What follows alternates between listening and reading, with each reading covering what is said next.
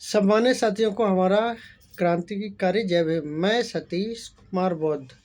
आप लोग देख रहे हो प्राकृतिक ज्ञान जी चैनल को। आप लोग हमारे पेज को लाइक, सब्सक्राइब, शेयर, कमेंट जरूर करें। आप लोग देखिएगा कि भारत में बहुत से महात्मा हुए हैं, जिन महात्माओं ने औरतों के ऊपर हमेशा शोषण, अत्याचार और दुराचार किया है।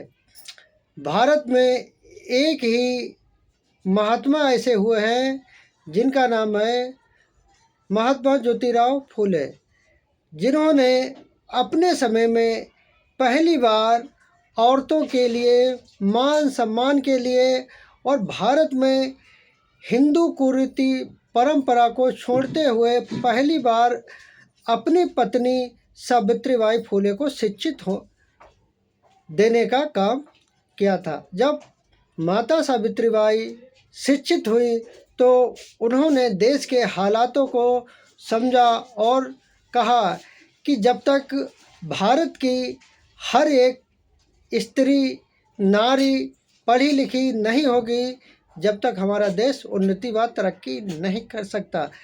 एक ही भारत के अंदर ऐसी माता सावित्रीबाई पहली हुई हैं जिन्होंने औरतों के लिए शिक्षा के लिए पहला स्कूल खोला था।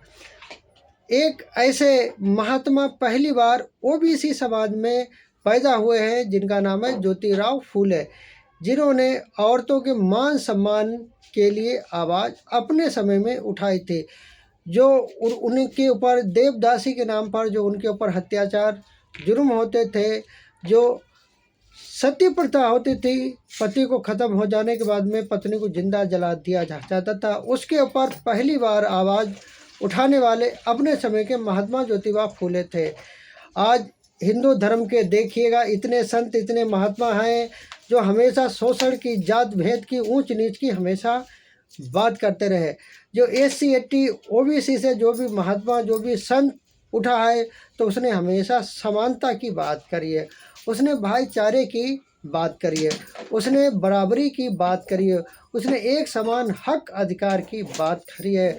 मगर कोई भी ब्राह्मण समाज में ऐसा ऋषि, कोई ऐसा महात्मा, कोई संत ऐसा पैदा नहीं हुआ है जिसने हर इंसान को समानता की बात करी हो, जिसने एक समान सबको हक देने की बात करी हो।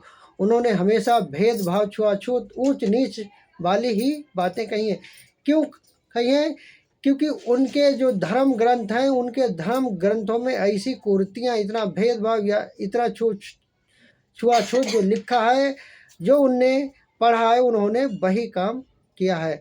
मगर जो महात्मा ज्योतिराव फूले पढ़े लिखे, उन्होंने समानता, हक अधिकार की बात करी है, उनने एक समान भाईचारे की बात कही है। उन्होंने ये भी कहा है कि भगवान ने कोई भी किताब को नहीं उतारा है।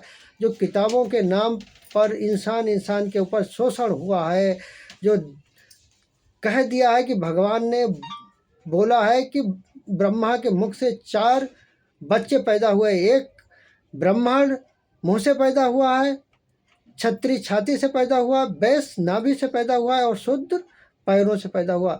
ये सबसे बड़ी विडंबना है।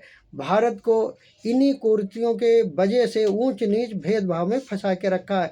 इस भेदभाव को ख़त्म करने के लिए जो भी संत उठे वो SC ST OBC से उठे।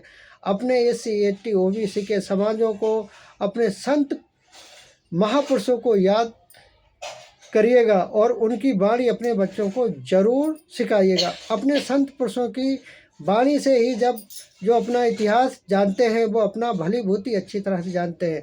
जय भीम, नमो बुद्धाय।